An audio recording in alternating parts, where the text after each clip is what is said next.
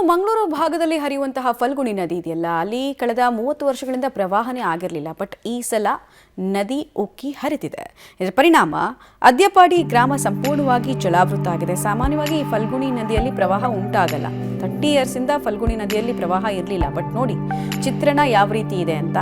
ನದಿಯಲ್ಲಾದು ಸಮುದ್ರ ಅನ್ನೋ ರೀತಿ ಪರಿಸ್ಥಿತಿ. ಆಮೇಲೆ ನದಿಯ ತಟದಲ್ಲಿದ್ದಂತಹ ಗ್ರಾಮಗಳು ಅಕ್ಷರಶಃ ನಡುಗಡ್ಡೆಯಾಗಿ ಹೋಗಿದೆ. ಕಾರಣ ಆ ಗ್ರಾಮದ ಸುತ್ತಲೂ ಕೂಡ ಫಲ್ಗುಣಿ ನದಿ ಆವರಿಸಿ ಬಿಟ್ಟಿದೆ. ಡ್ರೋನ್ ಶಾಟ್ಸ್ ಗಮನಿಸ್ತಾ ಇದ್ದಾರೆ. ಅದಕ್ಕೆ ಸಂಬಂಧಪಟ್ಟಂತೆ ಕನ್ನಡ ಜಿಲ್ಲಾದ್ಯಂತ ಭಾರೀ ಮಳೆ ಸುರಿಯುತ್ತಾ ಇದೆ. ಅದರಲ್ಲೂ ಮಂಗಳೂರು ನಗರದಲ್ಲೂ ಸಾಕಷ್ಟು ಹೆಚ್ಚಿನ ಪ್ರಮಾಣದ ಮಳೆ ಆಗ್ತಾ ಇದೆ. ಈ ರಣ ಮಳೆಗೆ ಇದೀಗ ಎಲ್ಲ ಜೀವ ನದಿಗಳು ತುಂಬಿ ಹರಿತಾ ಇದೆ. ತಗ್ಗು ಪ್ರದೇಶಗಳಿಗೆ ನೀರು ನುಗ್ಗಿದೆ. ಮಂಗಳೂರಿನ ಅದ್ಯಪಾಡಿ ಬಳಿ ಫಲ್ಗುಣಿ ನದಿ ಉಕ್ಕಿ ಹರಿದಿರುವಂಥ ಕಾರಣಕ್ಕಾಗಿ ಇಲ್ಲಿನ ತಗ್ಗು ಪ್ರದೇಶಗಳೆಲ್ಲ ಸಂಪೂರ್ಣ ಜಲಾವೃತವಾಗಿದೆ. ನಾವು ಗಮನಿಸಬಹುದು, ನಾವು ಅದ್ಯಪಾಡಿಯಲ್ಲಿದ್ದೇವೆ. ಇಲ್ಲಿರುವಂಥ ಎಲ್ಲ ಗದ್ದೆಗಳು ಮುಳುಗಿ ಹೋಗಿದೆ. ಅದರ ಜೊತೆಗೆ ಕೃಷಿ ಭೂಮಿಗಳು, ತೆಂಗು ತೋಟ ಆಗಿರ್ಬೋದು, ಅಡಿಕೆ ತೋಟ ಆಗಿರ್ಬೋದು, ಸಂಪೂರ್ಣವಾಗಿ ನೀರಿನಿಂದ ಮುಳುಗಿ ಹೋಗಿದೆ. ಈ ಭಾಗದ ಜನರು ಈಗ ಭಾಳಷ್ಟು ಆತಂಕದಿಂದ ಇದ್ದಾರೆ.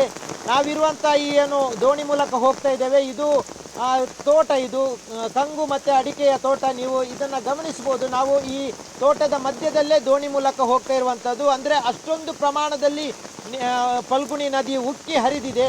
ಈ ಕಾರಣಕ್ಕಾಗಿ ಈ ಭಾಗದಲ್ಲಿರುವಂಥ ಹೆಚ್ಚಿನ ಮನೆಗಳಿಗೆ ನೀರು ನುಗ್ಗಿದೆ. ನೀರು ನುಗ್ಗಿ ಅಲ್ಲಿನ ಮನೆಯವರು ಭಾಳಷ್ಟು ಆತಂಕದಿಂದಿದ್ದರು. ರಾತ್ರೋರಾತ್ರಿಯಾಗಿ ಬಂದಿರುವಂಥ ಮಳೆಗೆ ಮತ್ತು ಅದರ ನದಿಯ ನೀರು ಉಕ್ಕಿ ಹರಿದಿರುವಂಥ ಕಾರಣಕ್ಕಾಗಿ ಈ ಭಾಗದ ಎಲ್ಲ ಮನೆಗಳು ಇದೇ ಪರಿಸ್ಥಿತಿಯನ್ನು ಎದುರಿಸ್ತಾ ಇದೆ. ನೀವು ಗಮನಿಸ್ಬೋದು ಒಂದು ಮನೆಯ ಪರಿಸ್ಥಿತಿ.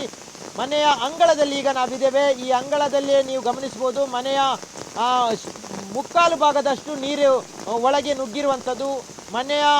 ಮನೆಯಲ್ಲಿದ್ದಂಥವ್ರನ್ನ ಎಲ್ಲರನ್ನ ಸ್ಥಳೀಯರು ಮತ್ತು ಅಗ್ನಿಶಾಮಕ ದಳದ ಸಿಬ್ಬಂದಿಗಳು ಇಲ್ಲಿಂದ ಸ್ಥಳಾಂತರ ಮಾಡಿದ್ದಾರೆ. ಆದರೆ ಮನೆಯ ಪರಿಸ್ಥಿತಿಯನ್ನು ನೀವು ಗಮನಿಸ್ಬೋದು. ಇಲ್ಲಿ ಇದ್ದಂಥ ಅವರ ಮನೆಯ ಅಂಗಳ ಸಂಪೂರ್ಣವಾಗಿ ಮುಳುಗಡೆ ಆಗಿದೆ. ಮನೆಯ ಒಳಗೆ ಸಂಪೂರ್ಣವಾಗಿ ನೀರು ನುಗ್ಗಿ ಹೋಗಿದೆ.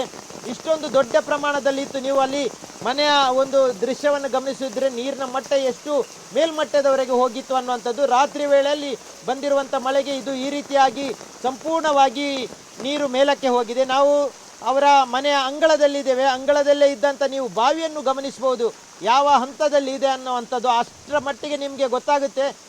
ಬಾವಿಯು ಸಂಪೂರ್ಣವಾಗಿ ಮುಳುಗಡೆ ಆಗುವಂಥ ಪರಿಸ್ಥಿತಿಯಲ್ಲಿದೆ. ಬಾವಿಯ ಇದರ ಅಡಿಭಾಗದಲ್ಲಿ ಬಾವಿ ಇದೆ. ಬಾವಿ ಸಂಪೂರ್ಣವಾಗಿ ನೀರಲ್ಲಿ ಮುಳುಗಡೆ ಆಗಿದೆ.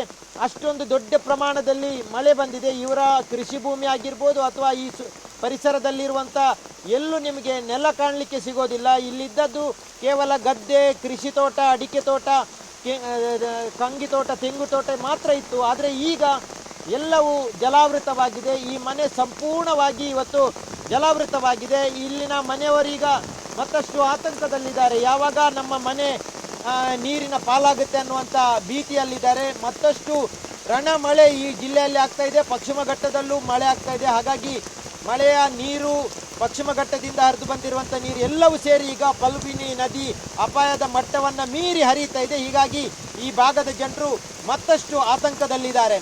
ಕ್ಯಾಮ್ರಾಮನ್ ನಿಶಾಂತ್ ಜೊತೆ ಸುಖಪಾಲ್ ಪಳಲಿ, ಪಬ್ಲಿಕ್ ಟಿವಿ, ಮಂಗಳೂರು.